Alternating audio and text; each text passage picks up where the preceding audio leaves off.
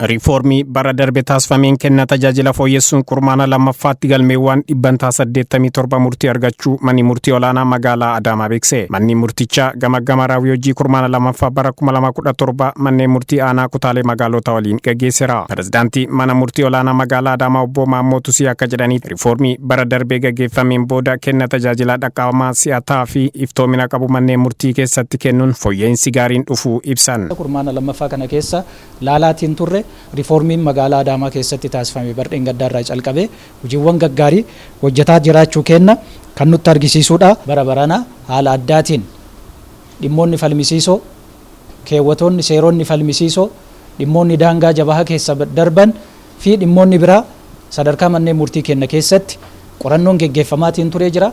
Qulqullina irratti bu'aan barbaadamu ammallee hin dhufne waan ta'eef maali rakkoon isaa, maddi isaa maali kan jedhu haala addaatiin barana qorannoon gaggeeffamaa kan jiru ta'uu isaati. Kanaanis raawwiin gaarii jiraachuu isaa akkuma jirutti ta'ee hanqinnis kan jiru ta'uu isaa kan adda bahee ta'uu isaati. Dandeettii raawwachisummaa dabalaa dhufeen manneen murtii aanaa kutaalee magaalota irratti qulqullinni tajaajila abbaa seerummaa irratti xiinxallii gaggeeffameen dhimmoota fooyya'uu qaban jiru jedhan. Gamaggamni raawwii hojii kurmaana lammaffaa gaggeeffamu kun ciminoota jiran itti fufsiisaa, hojiilee akka muuxannootti jiran waliif qoodaa, hanqinoota jiran galtee kurmaana sadaffaa taasifachuun maqsuu qabna jedhan. Raawwiin kenna gaarii ta'us ammas hanqinnaaleen hin jiru. Isa kana ammoo walakkaa waggaa keessa jirra.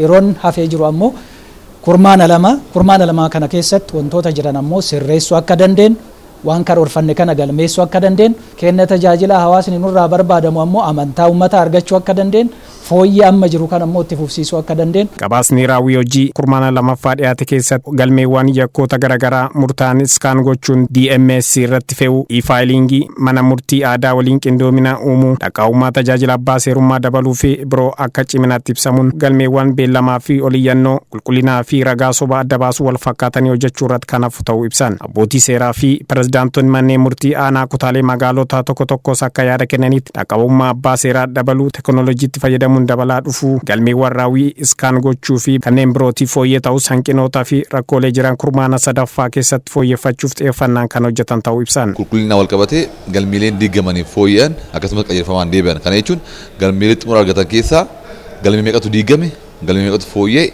kan jiru laallee jirra. Saniinis manni murtii aanaa kutaa magaalaa Boolee sadarkaa fooyyee irra akka jiru laallee jirra. Hojiilee kenniinsa tajaajila abbaa seerummaa akkaataa karoora qabanneen galmaan ga'uu keessatti hojii gurguddaan hojjetamaa kan turee fi raawwiin keenyas gaarii akka ta'e gabaasa dhiyaaterra akka hubatamuu danda'amudha.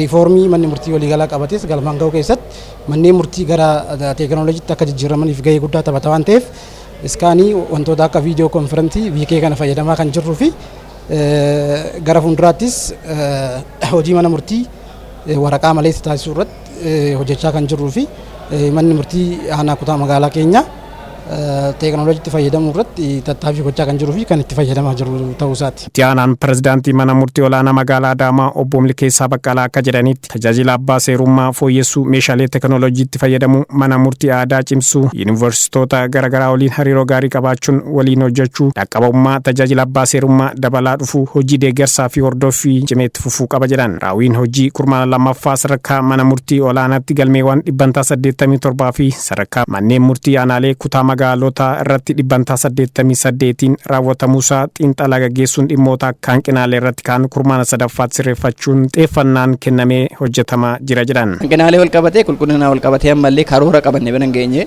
karoora bira ga'uuf immoo hambara darbee hojjennoo madaaluu fooyyeedhaan malee karoora qabanne bira hin geenye kurmaana ittaanu kan ammoo hojjennee bira ga'uu kan qabnu ta'uu isaati. Manni murtii maal irratti qubiinsa hawaasaa maal irra jira, sadarkaa maal irra jira kan jedhu kana xiinxallii garaagaraan gaggeeffama. Yoo ilaallu bara darbe irra fooyyee qabaachuu manni murtii itti fayyadama meeshaalee xaqqaawwatu irratti bara darbe komii kaasaa ture bara kana itti amanee nu fooyyessaa wanta hanqina ta'e fooyyessaa malee itti amananiitu itti fayyadamaan jiraachuu mana murtii irraallee uummanni immoo amantaa horachaa jiraachuusaa kan agarsiisedha xiinxalaa adda baasanii.